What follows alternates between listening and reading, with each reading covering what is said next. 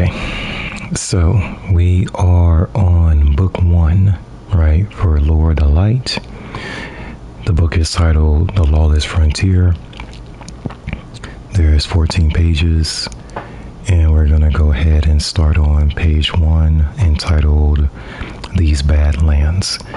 And I will say that if there's any language like profanity or something close to that in here, I usually try to skip over that, so you just have to fill in the blanks, right? Okay, so these Badlands. Don't fool yourself. These rocks and this metal may be lashed together, but they ain't tamed.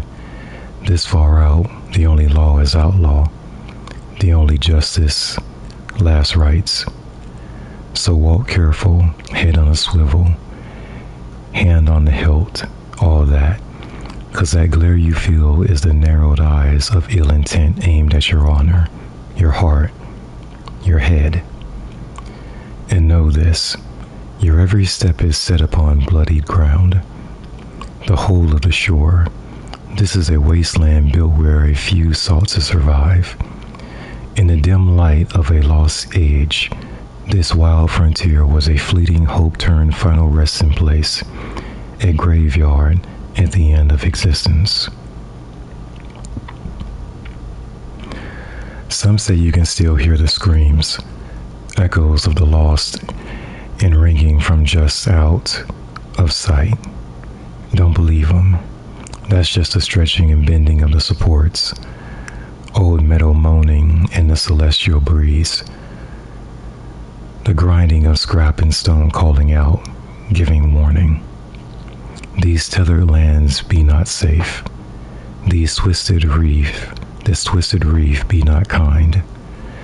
Excerpt from C.C. Lagrange's translations of writings and observations from The Tangled Shore, a fallen text.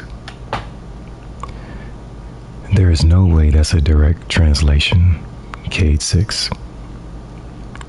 And that's the end of page 1. So what I gather from this is that this person is translating Erlixni writings, and of course Cade is saying that he doesn't believe it was translated correctly. So I leave that up to you guys to figure that part out, if you believe him or not. Alright, let's go to page 2. By thy tongue be. Even here the whispers persist, faint but present. Excerpt from C.C. Lagrange's translations of writings and observations from The Tangled Shore, a fallen text. A dreg fell, left to die. A forgotten pirate set on a path towards salvation. His crew had raided the moon looking for ether. They found only death. And then he was alone. Hyrax the small, Hyrax the timid, the weak, was lost to the depths of the hellmouth. A solitary scavenger down among the hollows where dead things dwell. How he survived is a story untold, an impossible tale unknown only to Hyrax himself. And that secret is his strength. For poor, weak, pathetic Hyrax came out of that hell as something other. Still fallen, still alone, but changed by all he'd seen and learned. His mind opened, set adrift through the wonders of all the nightmares he had never imagined.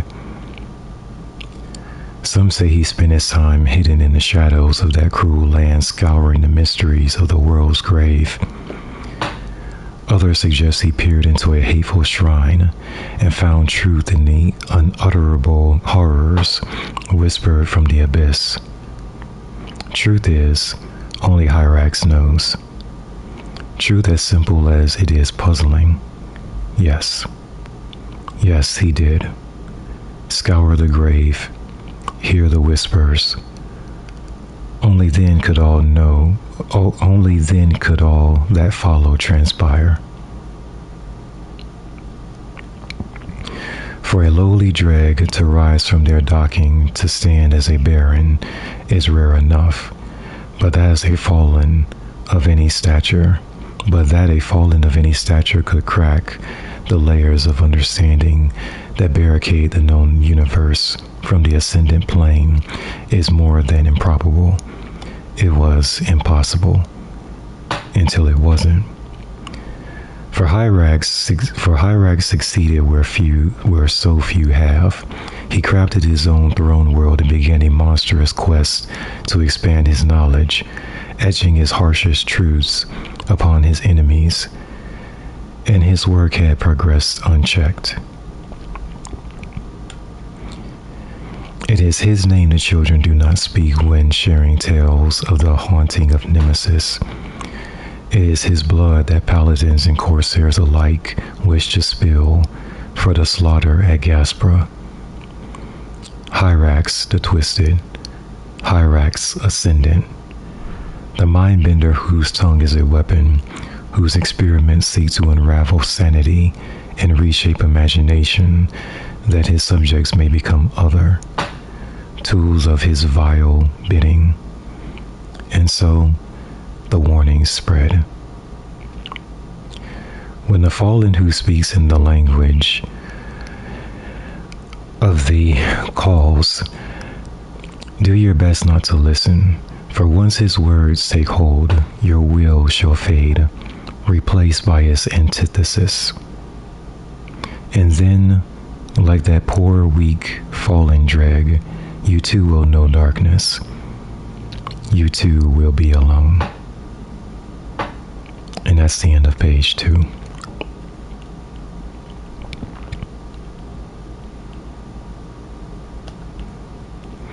Page 3. Riddled with lies. Trust is your shield. Trust is your weakness. In the end, we all fall to betrayal.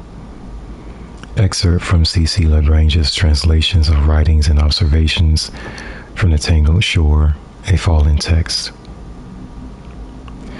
A simple riddle for you to consider.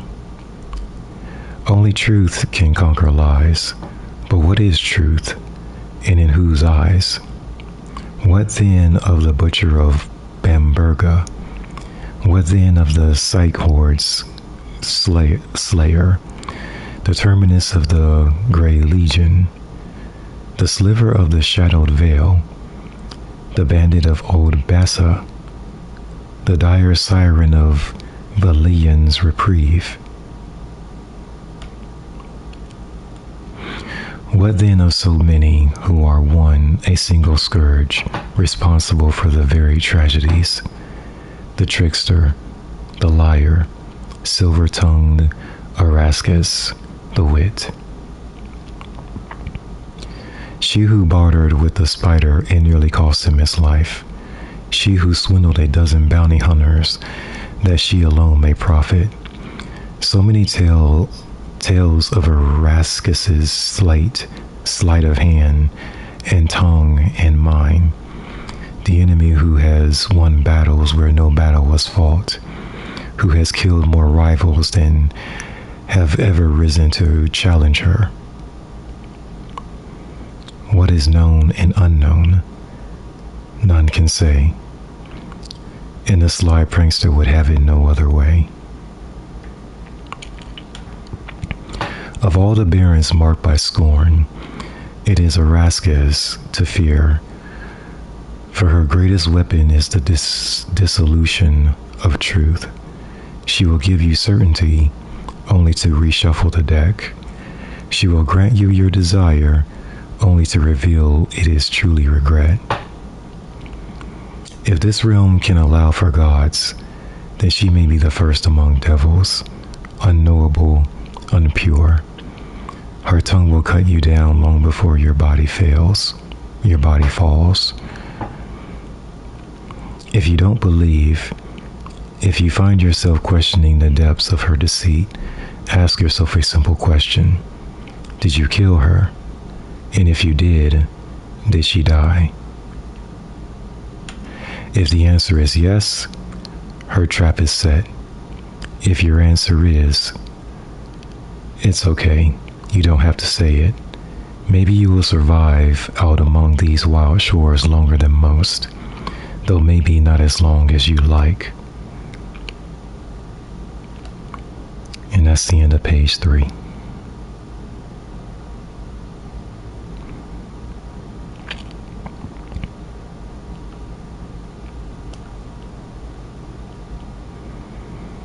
Now we have page 4, English, tenfold.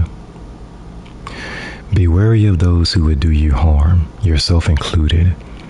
Mind that you do not become undone. For once infliction is tinged with joy, you are not but a beast. And are we not more than that? Do we not strive for better? Excerpt from C.C. Lagrange's Translations of Writings and Observations from the Tangled Shore, a fallen text.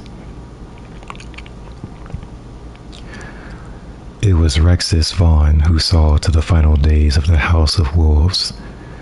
With cold hatred he hunted and slaughtered their servitors until none remained, and thus a rabid house did fall. But Rexus Vaughn's rage was not sated, as the wolves alone were not the architects of his fury. All fallen who clung to the ritual of house politics were his enemy, total and complete. It is told that he was starved as a young dread. He watched in agony as others grew strong while he and his closest brothers and sisters were kept low. They were unworthy, pathetic, unwanted. But Rexus was ever aware. He saw the lie of the Archon's worship, how servitors were revealed upon a pedestal of godhood as a means to control the masses. Maybe there was a time when the fallen theology was one with greater concerns. No more. Houses fractured, at war with one another. Old graces long since neglected in favor of a more desperate purpose, survival.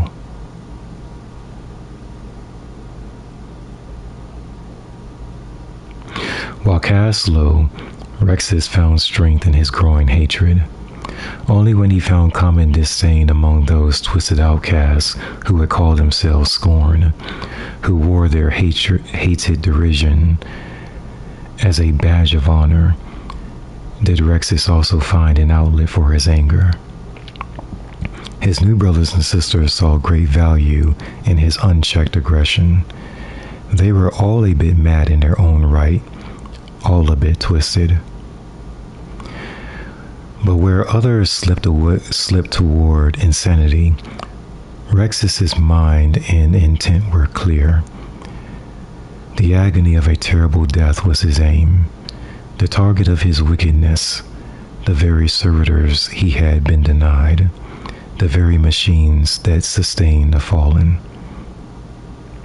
He would tear and slice and rend their metal until their hissing deaths rang across the shore, the reef, the entire system. He would make all who do not stand with the scorn barons feel the anguish he once felt tenfold. And he would do so gleefully, watching the life drain from their eyes. And that's the end of page 4.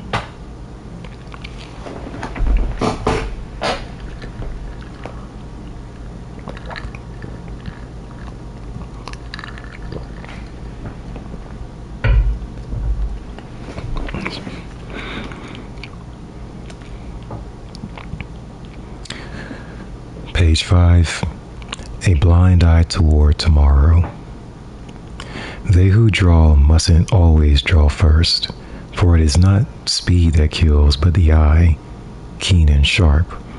So then, do not feel death.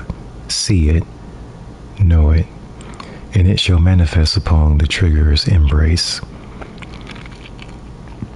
Excerpt from C.C. Lagrange's Translations of Writings and Observations from the tangled shore of fallen text. Perha the phantom, Perha the blind, the fallen baron with an all-seeing eye and the crack shot. The awoken link him to the legend, the ghost of Hellrise Canyon, believing it was Perha and Perha alone who haunted the winding depths, picking off intruders and holding off Corsair raiding parties as his fellow barons planned their violent reign in the maze of caverns near the canyon's heart. He was unseen during the Wolves' uprising, but many credit him with the assassination of the Queen's palace guard. None can verify, but each fell with a single shot, clean, precise, fatal. But how can a blind pirate who had been discarded and scorned by his house become the deadliest shot this side of Mars? This is where the Baron's true strength hides. They are each a devil worthy of your hate, but together they are so much more. Not simply devils, but hell itself, manifest, angry, and aggressive. Rumors and legend merge to tell of the machinist's expert hand, the rifleman's cybernetic eye, and a link between his sight and the tracking systems on his rifle. What he sees, he hits. What he hits, he kills. There is evidence of fallen giving themselves to technology, becoming other, becoming more, as they marry their physical selves to enslaved mechanics. The mercenary Taniks is one example, more machine than fallen now, an abomination in the eyes of traditional fallen belief. The splicers in their augmentation through Siva, a twisted experiment brought low by the mighty hand of the heroes of iron. Is Perha any different? The Barons and Taniks and the Splicers are each and all individual dangers, driven by their own ambition. They are more likely to wage war with one another than see their community, see their commonality. Yet are they not of a kind? Are they not evidence of something greater wending its way through the fallen's dying culture? Are they not the warring signs of a new terrible evolution? One can only wonder and hope these horrid amalgamations of life and technology are simply outliers and not a promise of tomorrows yet to come. And that's the end of page 5.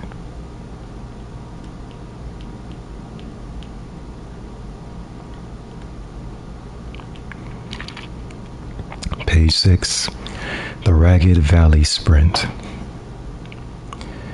Many are lost to the shore's wayward ebb and flow. The shifting mass gives and takes, pulls and tears.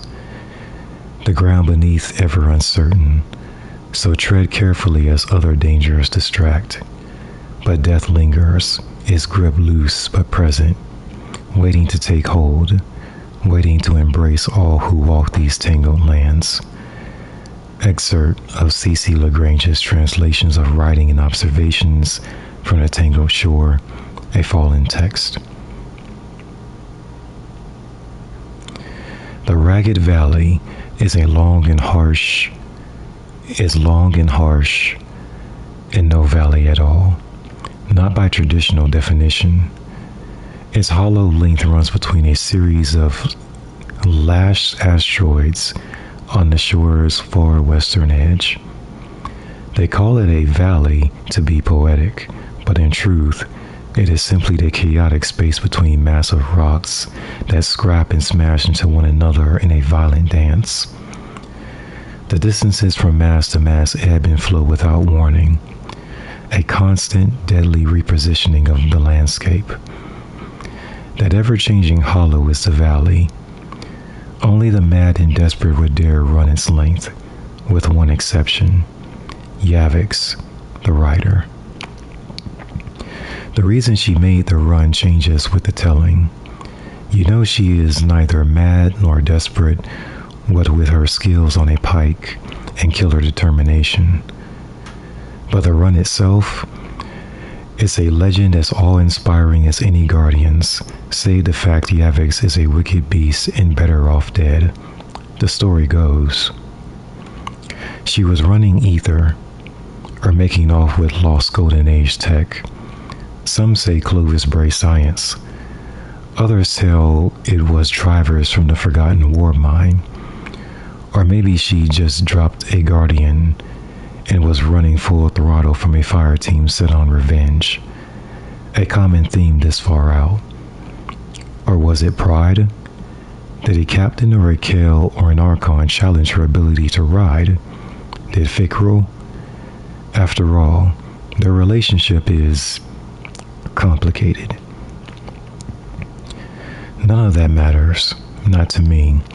Each version of the start is as interesting as the next, but the run itself, her ride through the gnashing jaws of death, most Guardians who have heard it dismiss it, don't want to give credit to one so infamous.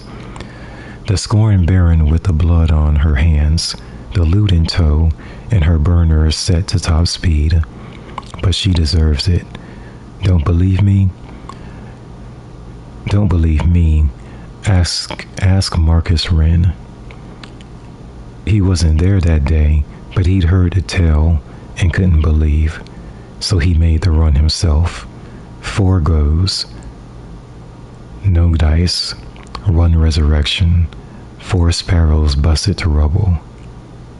Marcus Wren, the Sparrow Racing League champion and hero to speed junkies and race hounds citywide, couldn't sprint that valley. Too random, he said. Too chaotic. Can't read the rock 1 minute to the next. Can't read the angles. But he tried again, and on the 5th go, he scraped through a narrow as the collision hit.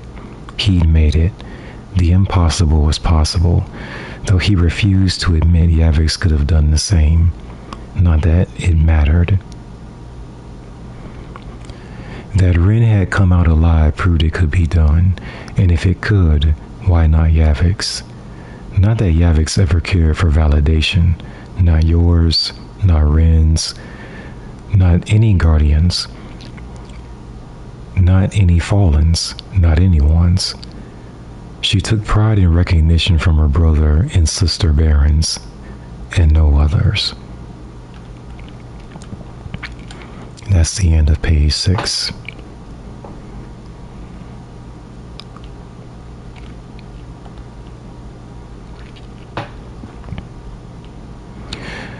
Page 7, Truth Tinkered. Out here, they who craft their own fate see tomorrow, while they who depend on faith rarely make it through the day.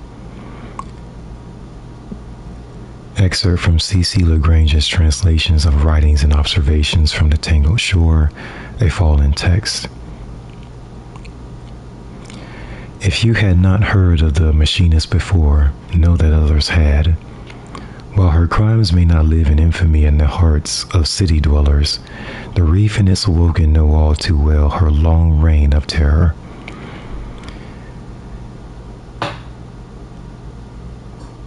Elicris, the bandit they call her. Elicris, the scourge, the scorned machinist, tinker lord of a houseless crew. But should those names be new to your ears, there are others you trust who have felt the pain of her vile campaign. Ask your Arak of the machinist's deeds. Ask him about the siege of Oran, the hijacked ship, its stolen contents and its guardian protectors lost or captured at the hands of the Scorn. Speak to your vanguard of the soulless descent.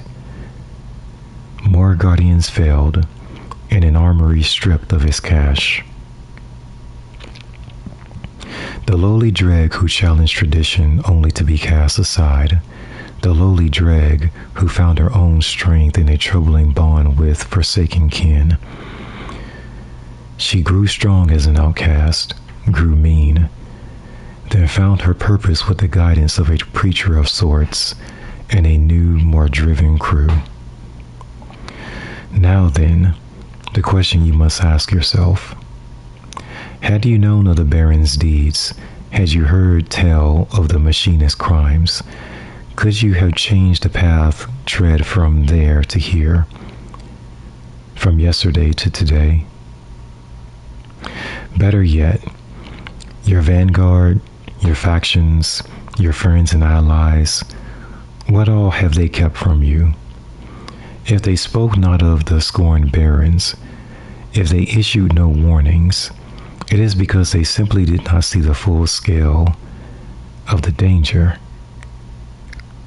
Were they too distracted by wars within wars and interests of their own to issue guidance needed for you to see the shore for the threat it has always been?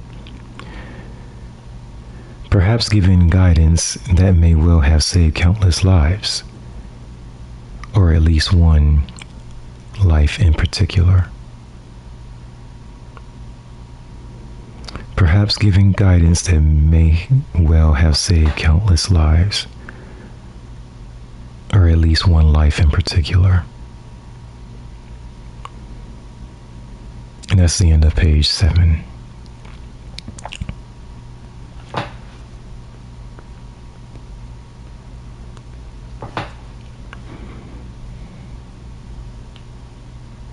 All right, so we're halfway there through this book. It's got 14 pages. We're going to go to page 8. Page 8, An Evolution of Faith. Find your honor not in your station, nor the words and gifts of those who seek control, but in yourself, in your actions, deeds, and soul. To look anywhere else is a lie. Excerpt from C.C. Lagrange's translations of writings and observations from the Tangled Shore, a fallen text. Fickrell was an archon. Then Fickrell took a fall, beaten, docked, and banished for heresies against the Lixney faith. He should have died, alone and starved of precious ether. He did not. Instead, he found kin in the form of 7 scorn. With them, he found purpose and power. As their legend grew, he found believers in new truth. His banishment was not penance, it was reward. For his convictions, for his courage. Fickrell, the crazed fanatic. Fickrell, the heretic archon who spoke against the very faith he once held dear. Scorned and forgotten, but only for so long. Fickrell was a drag. Before his banishment, before his clarity of purpose, Fickrell was a celebrated leader of fallen faith and a savior to those who embraced his teaching. Archons had long been elevated in fallen society, but their stature grew and their roles shifted following the whirlwind. As desperation took hold and the last of the fallen raced across the stars in search of salvation, their dependence on machines evolved into a deep-rooted need, their weapons to fight, their ships to fly, their servitors to survive. That need became worship. That worship became faith. And the archons, those who oversaw the care and consecration of the servitors, were looked upon to provide hope through their words, teachings, and interpretations of the machine's wants, needs, desires. But Fickrell saw another path, one that would later be mimicked and twisted by the techno-deviant splicers in the plague lands of Earth, he and his explore their own darker interpretations of faith. Fikrul is a fanatic, scorned and abandoned. Fikrul is all who survive to regain strength of self and purpose. He is a survivor. He is the outcast priest of the broken plains, and his sermon is death and all the glory that follows. In Fikrul's eyes, and those of the outcasts who rallied to his philosophies, machines were not superior. They were not gods. They were tools, instruments to be mastered and controlled and manipulated in service of Eliksni pride. None should grovel for ether.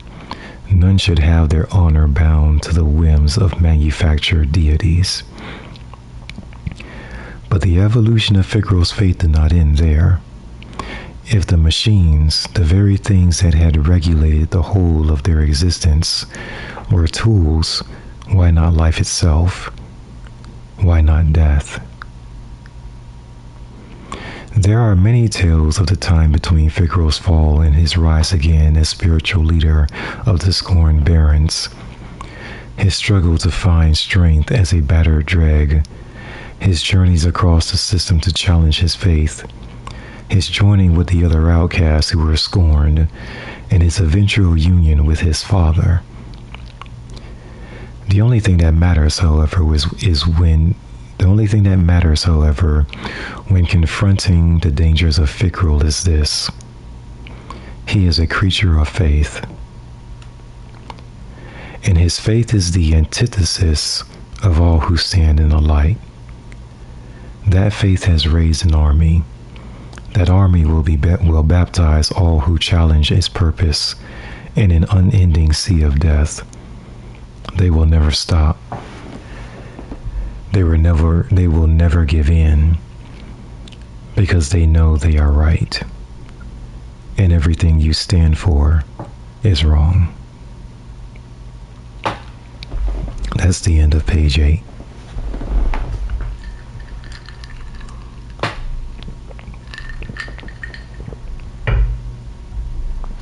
And that is interesting that Fikrul started as a dreg, of course, from hatchling and dreg, became an archon. He was denied ether after he turned from the traditional fallen or Eliksni ways, which sounds like he went back to being a dreg.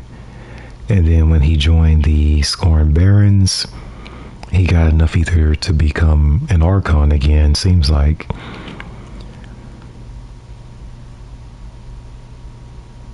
But I think with the outcasts, with the Scorned Barons, it wasn't the pure ether. I think it was the dark ether,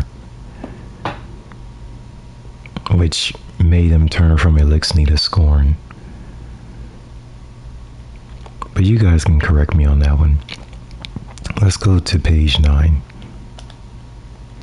A scorned path. Surviving is a whole lot easier when your enemies are dead. Excerpt from C.C. Lagrange's translations of writings and observations from the Tangled Shore of Fallen Text. It was Elicris, the machinist, who'd begun hoarding the servitors, and Rexus, the hangman, who slaughtered them at every turn. Two allies driven by opposing forces, one science and the unmaking of faith, the other rage and its relentless push to destroy. There had long been tension between the two, as Rexus had, more than once, slipped into the machinist's workshop to inflict himself on the servitors caged there.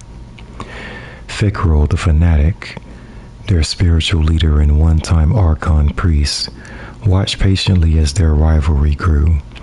He saw strength in their ire. He saw fire and fury, but also more, a new path forward, one that could join their passions and drive them further, a whole stronger than its warring parts. Fikrul waited, biding time as tensions rose and threatened to splinter the Baron's loyalties. Only when Elacris could take no more, on a night when she caught the hangman preparing to slaughter her latest haul of lesser servitors, did Ficro step in. Ficro motioned to Elacris and said, "Bring me a servitor." As Rexis hissed with anticipation, she hesitated, but Ficro was patient. "Where is your trust?" Elacris released a servitor from his bondage. Ficro motioned the servitor closer, then turned to Elacris. "You have gathered many machinists. Hundreds, maybe more. Our own supply, our life force fed by slaved mechanics." Elacris nodded to the servitor as it inched closer to the Archon's open arms, welcoming the once revered orb as one would a child. The other barons began to bark, a rhythmic warrior's chant. "For all the value in your work, it is not enough to feed ourselves." Ficro hugged the servitor. There was a tenderness to the embrace, a sorrow. "We must also starve our enemies, as you were once starved."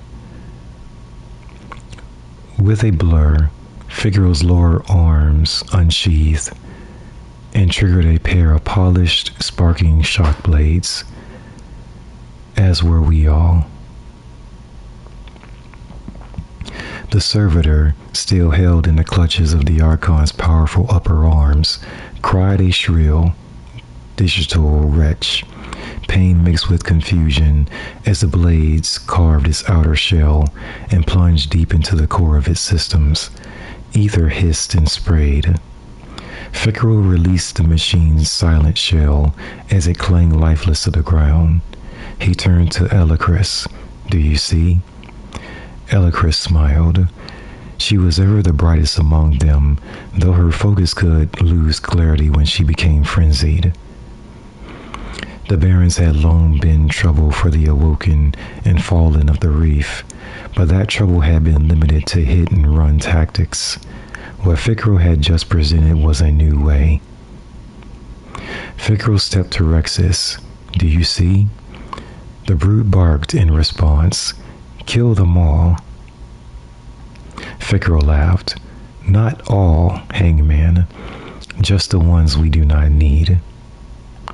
The barons cheered as Ficro continued.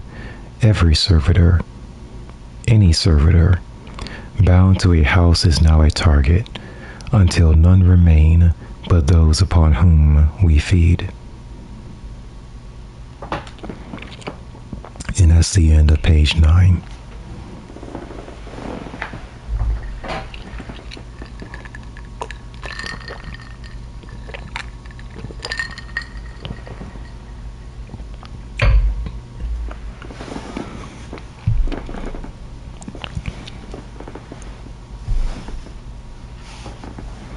Alright, so I'm going to pause for a brief moment so I can do another audio check. Okay, we're good.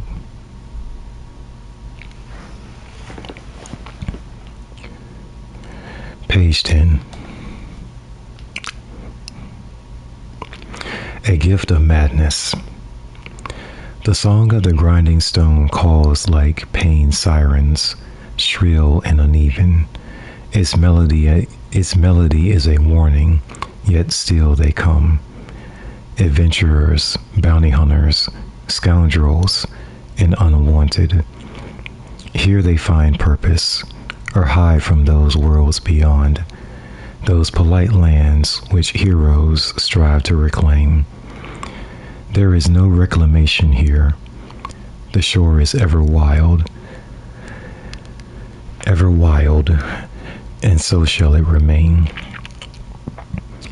Ever the broken land where madness dwells and violence reigns. Excerpt from C.C. Lagrange's translations of writings and observations from the Tangled Shore, a fallen text. The questions no one asked. Was the bomber always mad? or was he driven to it? Was the madness a gift or a curse? Did the struggle for survival outside the structure and ritual of the house system crack his mind? The things he'd seen, done. The shore asks much of those who call it home. Most simply find their end through the harsh will of these harsh lands, or by the hand of the hardened agents who stalk its fractured expanse. Bandits, cutthroats, cannibals, awoken patrols, guardian heroes. There are a billion ways to die among the jagged wilds of the tangled shore. To challenge those odds is no small feat. To do so while maintaining self, rarer still. However, isn't it also possible the bomber was this all along? Mad, deranged, eager to inflict destruction, lustful for chaos and death to follow. The seeding of the accretion fields, the bombing of the origin libraries, Cannix's handiwork has been linked to numerous tragedies, both as a rogue enemy of the reef and in league with his scorned brothers and sisters with whom he grew strong, with whom he found the purpose he once lacked. These points, in examination on the birth of madness, I raise to address a lingering concern. Seek the awoken libraries, speak to cryptarchs with knowledge of the reef, the shore. Scour the records of the bomber's deeds. Feel the pain of those who suffered the fire of his devastation. Remember the fields. Weep at the unimaginable loss when the libraries fell. Allow yourself the comfort of knowing the sinister creature is now dead and gone by guardian hand, but linger on victory's pride for only a short while, because the truth I seek to tell has yet to be revealed, and it is this. The mad bomber is dead. Cannix is no more, yet the shore remains ever untamed, despite valiant effort, despite your incredible strength. And if the shore remains tangled, its edges ever shifting, ever dire, then who else may it drive to madness? First long-lost survivors of the fabled golden age, then stray awoken and discarded fallen. Maybe next, the warriors of the light, guardians. After all, more will surely come, and with more, however righteous you may be, the odds shift further in the shore's favor, in favor of madness. If not another guardian, why not you? And that's the end of page 10.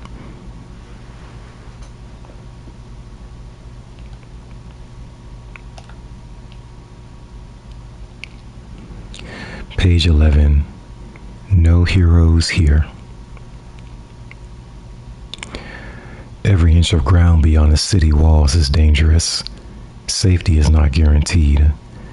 And of all the inches across every world in this dead and dying system, none are harder than every single inch of the tangled shore. This is not simply untamed space, it's worse. It's outlaw territory where the worst of a bad lot come to find their fortune, ply their trade, or run from their sins. No one who has ever walked the shore's broken stone has come back clean. Out here, you've got to break the rules just to get by. Oh, your moral compass?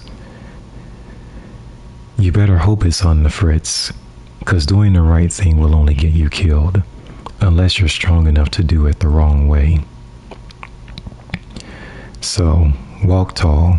The locals can sense the meek. Stand firm.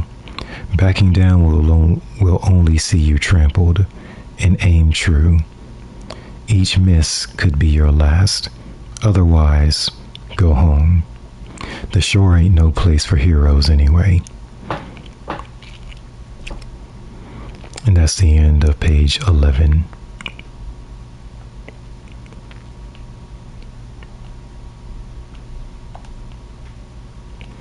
Page 12. The Lonely and the Dead. Out here, the lonely fall in the company of those bound by the purest need, survival. Find this truth. If not in your heart, in your mind. If not in your mind, then your soul. The deepest part of you that connects to the most basic truths. To live for tomorrow, you have to fight for today. Know this, understand it, live it. Find those like-minded survivors you can look to as kin. Only then can survival be within reach, because to walk the shore unbound is to invite death. Excerpt from C.C. Lagrange's translations of writings and observations from the Tangled Shore, a fallen text. That concludes page 12.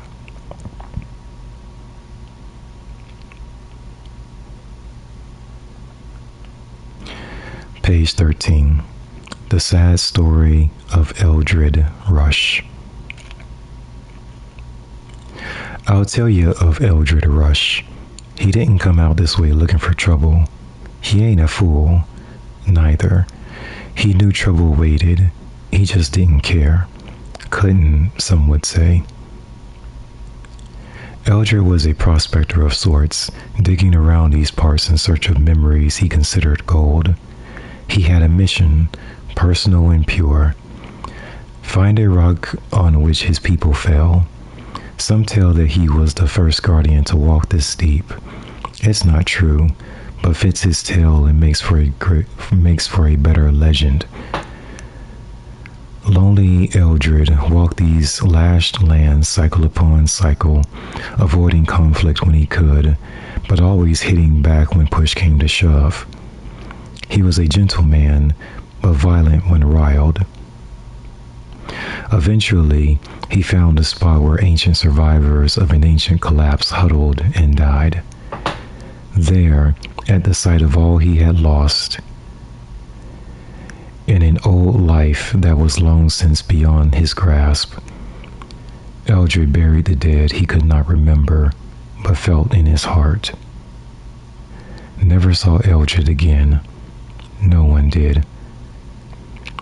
Excerpt from C.C. Lagrange's translations of writings and observations from the Tangled Shore, a fallen text.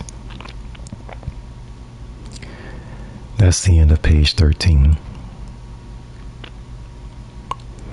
I think that's an interesting story because it seems like so Eldred was a guardian, had some of his memory, like he knew enough to go to the Tangled Shore to find his, ancestors. But then he said Eldred buried the dead he could not remember, but felt in his heart. So it's like he got part of his memory back after he was raised.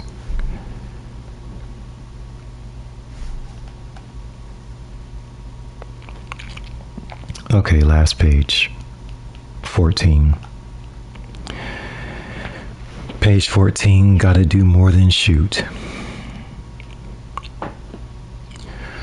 A lot of things to consider when sizing up a gunfight. Most just focus on steely eyes and steady nerves, and those have value, but the best of slingers weigh so much more. The light in the sky or lack thereof, the temp in the breeze, how cool, how warm, which direction is the wind hitting and how hard. Further still, the ground beneath your boots, is it solid or soft, shifting or slick? All elements that speak to the moment of truth. The wear of the holster, the feel of the grip. But first and foremost, the best slinger will never will say never pick a fight without unfamiliar tools. Unless the situation dictates an unavoidable outcome, or in those instances when honor comes a calling. Excerpt from C.C. Lagrange's translations of writings and observations from the Tangled Shore of Fallen Texts. That's the end of page 14.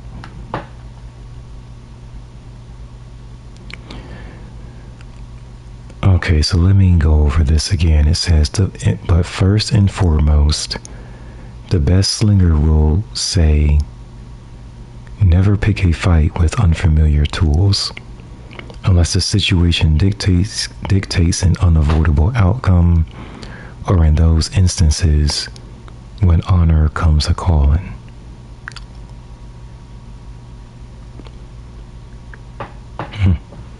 Yeah. It's like going into a raid or something. Nightfall. You're going to use weapons that you're comfortable with, or you know that work really well in high tier activities. So that is the end of book 1 from Lore the Light, called The Lawless Frontier. On the next episode, we will jump into The Man They Call Cade. And it's got 13 pages there, and I have all 13, looks like it. So that's going to be the next episode. Thank you all for tuning in again, and I will see you next time. Take care.